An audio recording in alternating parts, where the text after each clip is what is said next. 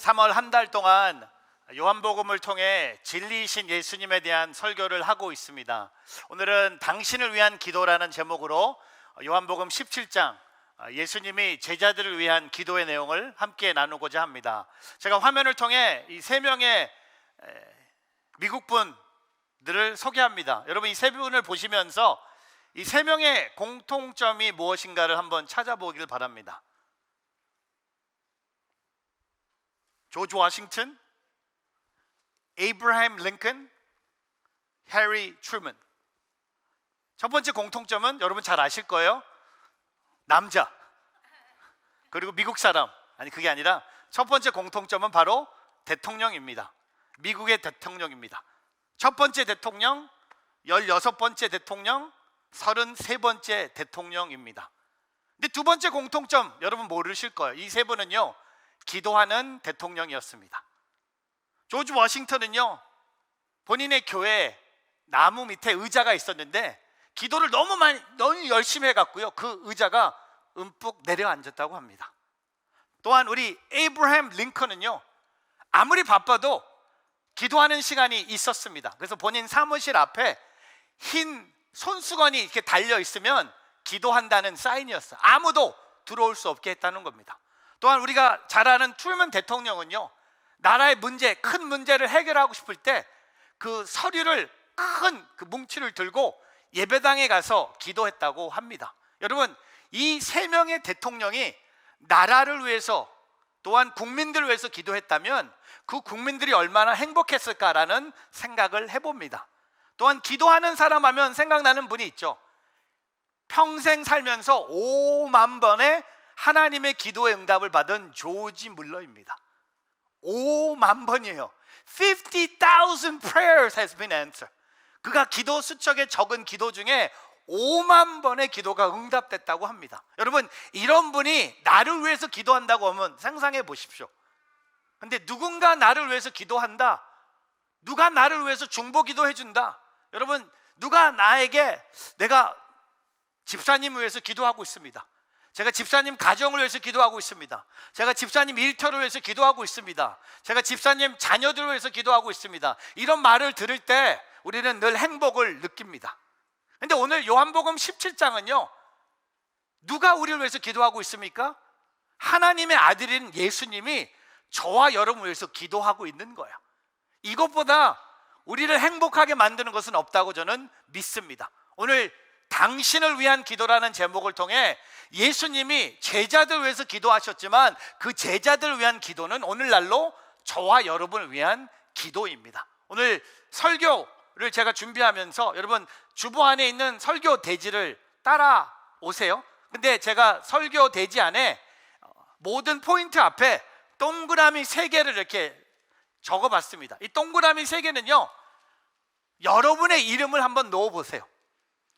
성부터, 그게 뭐 결혼 전의 성이든 결혼 후의 성이든 상관없이 여러분의 이름을 넣으세요. 그 이유는 오늘 이 기도는요, 예수님이 여러분을 위한 기도라는 겁니다. 첫 번째, 저를 따라해 보세요. 진리로 지켜주소서. 이제 이번에는 여러분의 이름을 넣고 한번 해볼까요? 시작. 최정규를 진리로 지켜주소서. Protect Mark with the truth. 여러분, 오늘 예수님께서 제일 먼저 기도하신 게 뭡니까? 당신을 진리로 지켜달라고 하나님께 기도하셨다는 겁니다. 오늘 요한복음 17장 6절에 보면요, 예수님의 기도의 시작인데 이 기도 속에 가장 감동적인 표현을 발견합니다. 내게 주신 사람들. 하나님께서, 아버지께서 내게 주신 사람들, To those whom you gave me. 쉽게 말하면 내 것이라는 겁니다. 여러분, 오늘 예수님이요, 저와 여러분을 예수님의 소유라고 말씀하세요. 예수님의 것이라고 합니다. 내 것이라고 합니다. 이것이 얼마나 감동적인 말입니까? 어떻게 우리가 예수님의 소유가 되겠습니까? 예수님께서 십자가에서 생명을 주시고 죄와 사망의 종이 된 우리를 다시 살리셨기 때문에 오늘 저와 여러분은 예수님의 소유가 된 거예요. 내 것이라는 것은요, 내가 책임지고 지키겠다는 겁니다. 내 새끼, 내 돈, 내 집, 내 교회, 이런 것들 다 내가 책임지고 지키겠다고 고백하는 거예요. 그래서 오늘 예수님이 그 제자들을 지키겠다고 기도하세요. 오늘 볼까요? 12절 예수님의 기도가 깊어집니다. 이렇게 기도하십니다. 같이 읽어보겠습니다. 내가 그들과 함께 지내는 동안 아버지께서 내게 주신 아버지의 이름으로 내가 그들을 지키고 보호했습니다. 멸망의 자식 외에는 그들 가운데 한 사람도 잃어버리지 않았습니다. 이것은 성경을 이루기 위함이었습니다. 여러분, 예수님이 이 땅에 계시는 동안 아버지의 이름으로 모든 제자들을 지키고 보호하셨습니다. 딱 한 사람만 빼놓고, 멸망의 자식, 바로 가룟 유다만 빼놓고 11명의 제자들을 예수님께서 지키고 보호하셨다는 겁니다. 근데 여러분, 오늘 예수님이 지켜주셨는데 상황이 변합니다. 어떤 상황이 다가옵니까? 13절 14절에 보니까요, 이제 나는 아버지께로 갑니다. 여러분, 오늘 이 예수님의 기도가요, 내일이면 예수님이 십자가를 짓고 죽으세요. 바로 목요일입니다. 고난주간의 목요일날 예수님이 이 기도를 하신 거예요. 내가 아버지께로 갑니다. 내가 다시 아버지 품으로 갑니다. 근데 내가 세상에서 이것을 말하는 것은 내 기쁨이 그들 속에 충만하게 하려는 것입니다. 그리고 14절에 나는 그들에게 아버지의 말씀을 주었는데 세상은 그들을 미워했습니다. 내가 세상에 속해 있지 않는 것처럼 그들도 세상에 속해 있지 않기 때문입니다. 제자들에게 이 땅에 믿음을 지키라는 사명을 줬는데 문제가 뭡니까? 제자들 속에 하나님의 말씀이 있을 때마다, 진리가 있을 때마다 세상이 제자들을 미워했다는 거예요. 그래서 오늘 예수님이 내 것을 지키고 보호해달라는 겁니다. 세상이 우리 제자들을 미워하고 있지만 하나님의 자녀들을 지켜달라고 고백합니다. 그 고백이 계속됩니다. 15절, 16절 하나만 더 보겠습니다. 시작. 내가 아버지께 기도하는 것은 아버지께서 그들을 세상에 데려가 달라는 것이 아니라 악한 자로부터 그들을 보호해 달라는 것입니다. 내가 세상에 속하지 않는 것처럼 그들도 세상에 속하지 않았습니다. 지켜달라고 했어요. 그들이 세상에 미움을 당해도 지켜달라고 했고 보호해달라고 오늘 예수님이 하나님께 기도하고 있습니다. 여러분, 오늘 예수님이요, 오늘 저와 여러분의 삶에 어떤 상황이 일어나고 있든지, 여러분 삶에 어떤 어려움이 있든지, 오늘 예수님이 하나님 앞에 우리를 위해서 기도하실 때 진리로 우리의 자녀들을 지켜달라고 기도하고 계십니다. 여러분, 찬송가 371장에 구주여 광풍이 불어라는 찬송가가 있습니다. 이 찬송가를 쓰신 제가 곡을 많이 쓰다 보니까 곡을 쓴 분들을 이렇게 많이 이렇게 만나게 돼요. 그래서 이 메리 A 베이커, 두 곡밖에 안 썼지만 이 메리 A 베이커라는 분이 참 믿음이 좋은 여성이었어요. 믿음이 훌륭한 여성이었어요. 근데 갑자기 가족들이 이상한 병에 걸리기 시작합니다. 갑자기 아버지와 어머니가 똑같은 병으로 죽어요. 그리고 며칠 후에 남동생도 같은 병으로 죽어요. 그리고 며칠 후에 본인이 똑같은 병에 걸려서 어려움에 빠집니다. 여러분, 아무리 믿음이 좋은 사람도요, 부모가 병에 걸려서 죽고 남동생이 병에 걸려서 죽고 본인이 똑같은 병에 걸리면요, 하나님을 원망하기 시작합니다. 하나님께 이렇게 원망했어요. 하나님, 자녀로 우리가 살았고 믿음을 지켰는데 우리 집안 꼴이 뭡니까? 믿음을 지키고 살은 우리가 뭡니까? 화를 내면서 하나님 앞에 울면서 기도했어요. 그 기도 시간에 하나님께서 성령으로 말씀해 주셔서 성경을 펴서 읽으라고 하셔서 성경을 펴서 읽었는데 바로 마태복음 8장의 말씀이었어요. 여러분, 마태복음 8장은요, 우리가 잘 아는 것처럼 예수님이 제자들 데리고 갈릴리 바다를 건너시다가 갑자기 폭풍이 불어옵니다. 잘 알잖아요. 폭풍이 불어오니까 제자들이 난리가 났어요. 근데 예수님은 배 밑에서 주무시고 계셨어요. 그리고 예수님을 깨웠고 예수님은 제자들의 믿음을 너희들 믿음이 없는 것들아 하면서 예수님이 폭풍을 보면서 잔잔하라라고 선포하셨더니 갑자기 갈릴리 바다의 모든 폭풍이 잔잔해진 거예요. 그때 이 베이커 여사가 하나님의 감동으로 이 시를 씁니다. 예수님께서 주무시고 계신 것 같아도 주무시는 분이 아니었구나.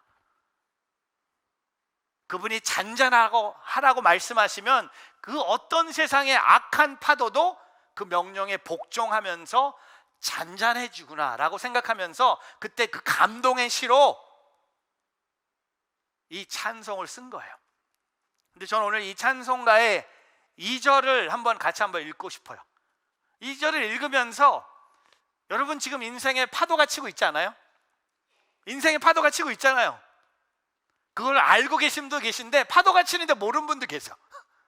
파도가 치고 있어요. 당신의 삶에 어려움이 있어요. 당신의 삶에 문제가 있어요. 그때마다 오늘 예수님이 우리를 위해서 기도해 주고 계세요. 하나님의 자녀들을 진리로 지켜주십시오.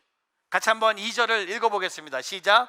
구주여 떨리는 내 맘 저 풍랑과 같아서 늘 불안에 쌓여서 사니 날 붙들어 주소서.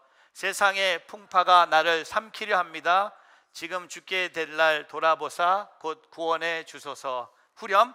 큰 바람과 물결아 잔잔해 잔잔해 사납게 뛰노는 파도나 저 흉약한 막이나 아무것도 주 편안히 잠들어 누우실 배 뛰어덤을 능력이 없도다. 주 예수 풍파를 꾸짖어 잔잔해 잔잔해 주 예수 풍파를 꾸짖어 잔잔하라. 오늘 당신의 삶에 어떤 파도가 치고 있습니까? 저 선포합니다. 걱정하지 마세요. 걱정하지 마세요. 이 배에 예수님이 타고 계십니다. 모든 파도는 예수님이 말씀하신 대로 잔잔해질 것입니다. 오늘 당신의 삶에 어떤 위기가 있습니까? 뒤에 계신 분들 걱정하지 마세요. 예수님께서도 지금도 하늘에서 당신을 위해서 하나님께 지켜달라고 기도하고 간구하고 계시다는 겁니다. 주님의 자녀를 지켜 주시옵소서. 어떤 파도에서도 어떤 위기에서도 어떤 고난에서도 주님의 자녀들을 진리로 지켜 주시옵소서. 오늘 그 예수님의 기도가 오늘 여러분 삶 속에 느껴지기를 주님의 이름으로 축복합니다. 두 번째, 저 따라해 보세요. 진리 안에서 연합하게 하소서. 이번에는 여러분의 이름을 앞에 놓고 따라해 보세요. 시작. 최정규가 진리 안에서 연합하게 하소서. 도대체 최정규는 누구냐 하는 분 계신데 제 한국 이름입니다. 그 정도는 알고 계셔야죠. 두 번째로 예수님이 진리 앞에서 제자들이 연합하게 해달라고 기도하세요. 연합, 하나. 볼까요? 11절 말씀 같이 읽어보겠습니다. 시작. 나는 더 이상 이 세상에 있지 않겠지만 그들은 아직 세상에 있고 나는 아버지께로 갑니다. 거룩하신 아버지여, 아버지께서 내게 주신 아버지의 이름으로 그들을 지켜주셔서 우리가 하나인 것처럼 그들도 하나가 되게 하소서. 여러분 여기 맨 마지막에 우리가 하나인 것처럼, 여기 우리는 누굽니까? 예수님과 하나님이에요. 예수님과 하나님이 하나인 것처럼 그들도, 여기 말하는 그들이 누굽니까? 제자들이에요. 저와 여러분이에요. 그들도 하나 되게 하소서. 여러분 가정에서 형제 자매가 싸우면 누가 가장 마음이 아픕니까? 부모예요. 반대로 가정에서 형제 자매의 우애가 좋으면 누가 가장 기뻐합니까? 부모입니다. 하나님 마음도 똑같아요. 주님은 지금도 그분의 자녀들이 하나 되기를 원하십니다. 특별히 교회라는 공동체, 저는 먼저 교회부터 얘기할게요. 교회 안에서, 하나님 안에서 우리 모두는 형제 자매입니다. 아까 옆에 God bless you 했던 분 한번 눈으로 쳐다보세요. 이렇게 얘기해 보세요. 우리는 그리스도의 형제 자매입니다. 또 한번 얘기해서 우리는 하나 돼야 됩니다. 여러분 에베소서 4장 13절에 보면요, 사도 바울이 하나 되는 교회를 꿈꾸면서 이렇게 얘기합니다. 우리는 모두 하나님의 아들을 믿는 것과 아는 지식이 하나가 돼 온전한 사람이 이루어 그리스도께서 충만하신 정도에까지 도달해야 합니다. 여러분 우리가 하나 되기 위해서 제일 먼저 하나님의 아들을 믿는 거예요. 우리는요, 저와 여러분은 똑같은 예수를 믿고 있어요. 제가 믿는 예수님이 여러분이 믿는 예수예요. 우리 뉴저지 온누리교회가 믿고 있는 모든 예수는요, 똑같은 예수입니다. 하나님의 아들을 믿는 것과 두 번째 뭡니까? 하나님의 아들을 아는 지식으로 하나가 됐을 때, 진리로 하나가 됐을 때 교회가 말씀의 진리 안에서 하나 된다는 것을 선포하고 있습니다. 제가 교회 얘기하면서 우리 뉴저지 온누리교회 성도님들이 많이 계시니까 성도님들 사이에 하나 되기 힘든 그런 것들을 불평하는 분들이 계세요. 저는 담임 목사로 오늘 선포합니다. 하나 되는데 힘쓰세요. 모이는데 힘쓰는 것뿐만 아니라 모였을 때 하나 돼야 됩니다. 하나 되는 것을 방해하는 것들, 하나 되는 것을 방해하는 그 언어들 멈추세요.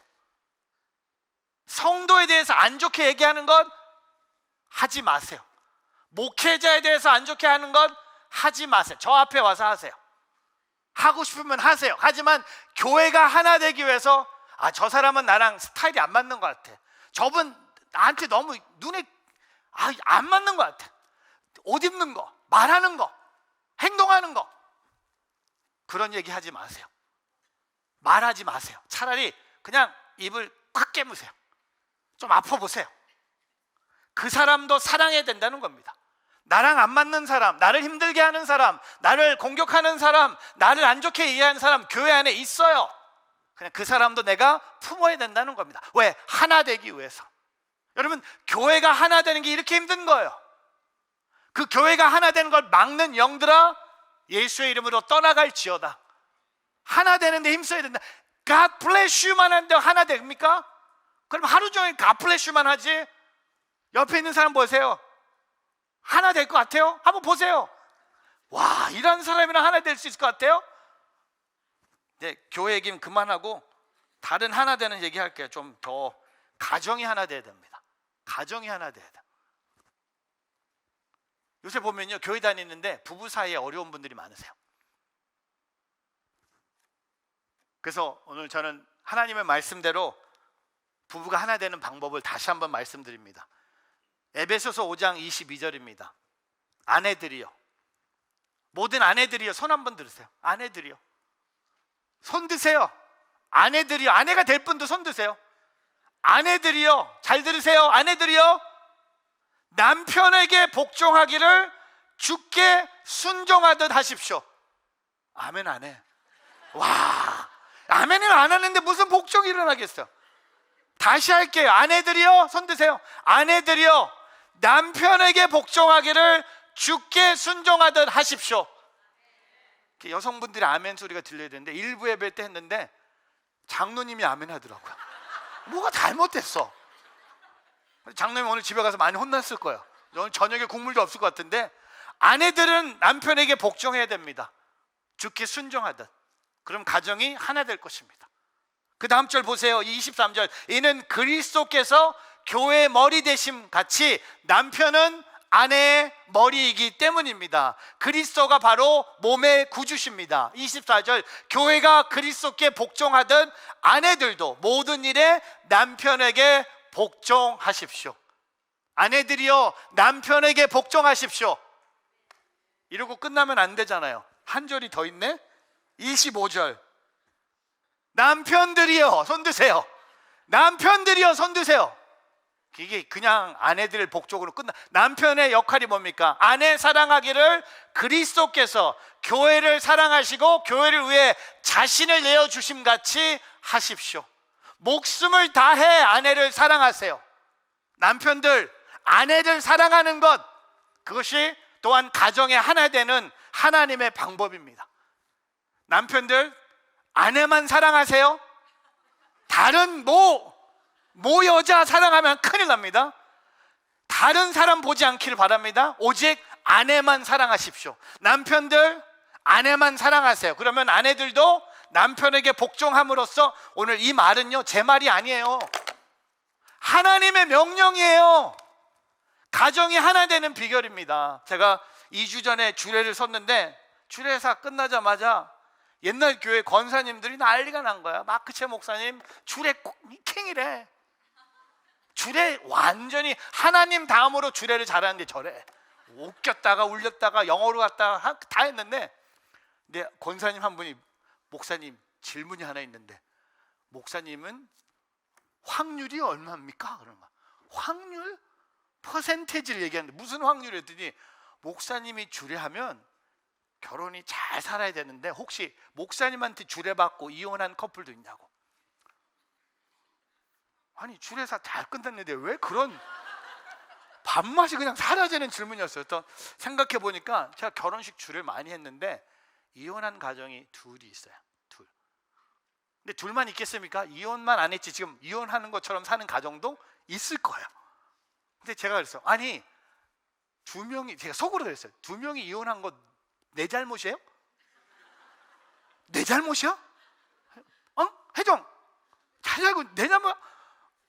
제가 주례한 분들 여기 되게 많이 있어요. 제가 오늘 2부 예배 우리 달라스로 파송한 커플은요 청년 때 만나서 제가 주례했고 아들이 태어나자마자 병원에 갔고 12년 동안 교회 섬기다가 오늘 달라스로 이주해서 파송했어요. 여러분 가정이 하나 되는 건요 남편하고 아내한테 달린 거예요. 나는 아무 상관이 없는 거예요. 왜 나한테 와서 그래? 남편이 아내에게 사랑을 주고 아내가 남편에게 복종하면 하나 된다고 성경은 말하고 있습니다. 또한 에베소서 4장 16절에 보면요 한 몸을 이루는 지체들이라고 얘기합니다. 그리스도로부터 온몸이 각 마디를 통해 함께 연결되고 결합됩니다. 각 지체가 맡은 분량대로 기능하는 가운데 그 몸을 자라게 하며 사랑 가운데 스스로 세워갑니다. 사랑의 띠로 서로 하나가 된다는 겁니다. 그것이 교회뿐만 아니라 가정에서도 일터에서도 여러분이 이번 주에 누구를 만나든 하나 되는 연습을 해야 돼요. 믿지 않는 사람을 내가 만나도 하나 되는 연습을 해야 돼요. 이 사람 믿지 않으니까 나는 가까이도 안 갈게. 그게 아니라 안 믿든 내가 누구를 만나든 교회든 가정이든 일터든 하나 되는 것이 오늘 예수님이 기도하신 것입니다. 제가 이렇게 선포하고 싶어요. 사랑이 없는 진리는요 상처만 줍니다. 또한 진리가 없는 사랑은 위선입니다. 지식만 있으면 교만하게 됩니다. 사랑만 있으면 어리석게 됩니다. 우리는 지식으로 하나가 되는 동시에 사랑으로 하나가 돼야 돼요. 예수 그리스도를 믿는 믿음으로 하나 되는 것과 함께 그리스도의 아들을 믿는 지식으로 하나 됨으로 사랑으로 우리는 하나 돼야 됩니다. 그래서 예수님은요 오늘도 하나님 우편에서 저와 여러분을 위해서 기도하고 계세요. 우리가 연합하여 하나 될 수 있도록, 여러분의 공동체가 무너지지 않게, 여러분의 가정의 공동체든 직장의 공동체든 신앙의 공동체든 교회 공동체든 믿지 않는 사람의 공동체든 예수님이 기도하신 게 뭡니까? 이들이 진리를 통하여 연합할 수 있도록 오늘 예수님이 기도하고 계세요. 여러분 오늘 예수님이 11명의 제자를 두고 이제 하나님 품에 가실 생각하시면서 이거 큰일 났네. 내가 있을 때도 이 정도밖에 안 됐는데 내가 하나님 우편에 가면 얘네들 얼마나 싸울까? 예수님이 제일 걱정하시는 분이 누군가 생각해 봤어요. 바로 베드로가 아닌가. 쟤는 분명히 내가 가면 자기가 원이라고 할 텐데, 또한 요한, 야고보 쟤네들 만만치 않은데 오늘 그 예수님의 기도가 뭡니까? 주님 우리 제자들이 진리로 하나 되게 하여 주시옵소서, 연합하게 하여 주시옵소서. 저는요 오늘 선포합니다. 예수님이 오늘 여러분의 이번 주 한 주 생활을 통해 모든 공동체 연합을 원하세요. 하나 되는데 힘쓰세요. 싸우지 마세요. 또한 다투지 마세요. 화내지 마세요. 여러분이 희생하세요. 여러분이 쏘리 하세요. 여러분이 먼저 찾아가세요. 그러므로 하나 되는 것이 바로 오늘 예수님의 마음인 것을 깨닫는 오늘 저와 여러분이 되기를 주님의 이름으로 축복합니다. 세 번째, 저를 따라해 보세요. 진리로 거룩하게 하소서. 그래서 여러분의 이름을 넣고 한번 시작합니다. 시작. 최정규가 진리로 거룩하게 하소서. Sanctify Mark through the truth. 오늘 예수님이 진리로 제자들을 거룩해 달라고 기도하십니다. 오늘 마지막 17절부터 19절 같이 한번 읽어보겠습니다. 시작. 진리로 그들을 거룩하게 해 주소서. 아버지의 말씀은 진리입니다. 아버지께서 나를 세상에 보내신 것 같이 나도 그들을 세상에 보냅니다. 그들을 위해 내가 나를 거룩하게 하는 것도 그들도 진리로 거룩하게 하려는 것입니다. 오늘 18절에 보면요, 예수님이 제자들을 세상에 보내십니다. 사명을 주세요. 세상으로 보내세요. 내가 아버지 품으로 가지만 나는 너희들을, 제자들을, 하나님을 믿는 사람들을 세상으로 보내신다고 했어요. 근데 사명을 감당하기 위해서 제자들의 필요한 것이 딱 한 가지예요. 17절에 뭐라고 말씀하세요? 진리, 거룩. 진리로 그들을 거룩하게 해주셔서, 주님, 세상으로 파송하는 제자들이 거룩하게 해주셔서. 거룩은요, 세상과 구별된 하나님의 속성입니다. 거룩은요, 하나님을 닮은 것입니다. 거룩은요, 세상과 구별되는 것이 바로 거룩입니다. 오늘 저와 여러분이 복음의 사명, 이 사명을 감당하기 위해서, 하나님을 닮아가기 위해서, 죄악에 묻들지 않고 순결하기 위해서 우리가 거룩하게 할 수 있는 방법은요, 이런 예배 10년 드려봐야 거룩해지지 않습니다. 교회 평생 다녀야 거룩해지지 않습니다. 믿는 사람들끼리 100년 있어봐요 거룩해지지 않습니다. 근데 오늘 예수님이 17절을 통해 어떻게 거룩해질 수 있는지 말씀하세요. 하나님의 말씀은 진리입니다. 제가 3주 동안 반복하는 게 뭔지 아세요? 우리는 예수님을 먹어야 돼요. 우리는 예수님을 마셔야 돼요. 오늘은요, 우리는 말씀을 먹어야 돼요. 우리는 말씀을 마셔야 돼요. 진리의 말씀입니다. 오직 말씀을 통해서 우리는 거룩해질 수 있는 거예요. 아니, 우리는 말씀을 통해 거룩을 유지할 수 있다는 겁니다. 말씀이 없으면요, 우리는 세상과 타협합니다. 우리는 세상에 나가서 그 사명을 감당할 수 없습니다. 말씀을 배우세요. 말씀대로 사세요. 말씀을 먹으세요. 말씀을 마시세요. 제가 여러분께 이렇게 선포하고 싶어요. 아직도 뉴저지 온누리교회 다니는데 큐티 안 하시는 분, 큐티 하세요. 아직도 뉴저지 온누리교회 다니는데 1:1 안 하시는 분, 1:1 하세요. 아직도 뉴저지 온누리교회 다니는데 OBC, 온누리 봄학기 성경 공부 관심이 없는 분들 신청하십시오. 우리는 말씀을 먹어야 됩니다. 우리는 말씀을 들어야 됩니다. 우리는 말씀을 통해 거룩을 유지할 수 있다는 겁니다. 잘 들으셔야 돼요. 말씀을 통해 거룩해져요. 근데 계속 그 말씀이 임해야지 우리는 그 거룩을 유지할 수 있는 겁니다. 말씀이 멀어진다든지, 말씀이 안 들린다든지, 말씀에 대한 마음이 닫힌다든지, 이런 마음은요, 거룩해질 수 없는 거예요. 그렇기 때문에 세상 사람들이 예수 믿는 사람, 진리를 믿는 사람들 보고 손가락질 하는 거예요.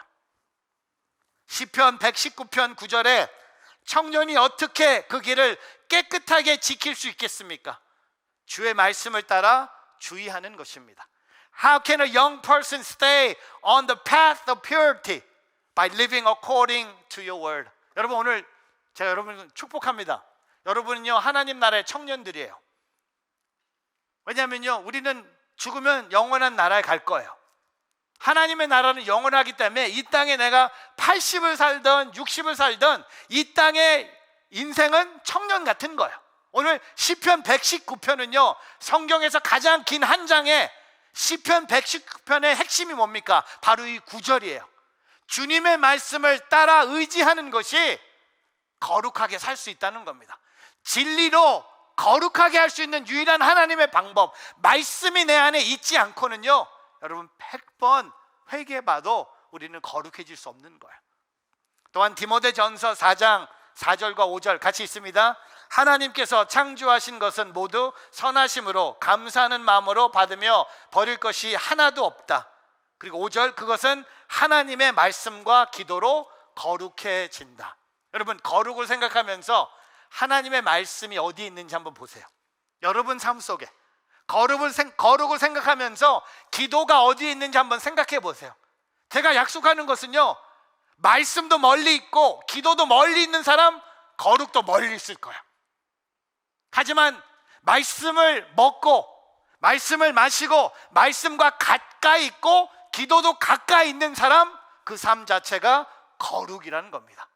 오늘 저와 여러분 하나님의 말씀과 기도로 거룩해지는 저와 여러분이 되기를 바랍니다. 하용조 목사님께서 제자 훈련이란, 잘 들으세요, 제자 훈련이란 사람들에게 나라는 개인의 뜻과 생각과 경험을 가르치는 것이 아닙니다.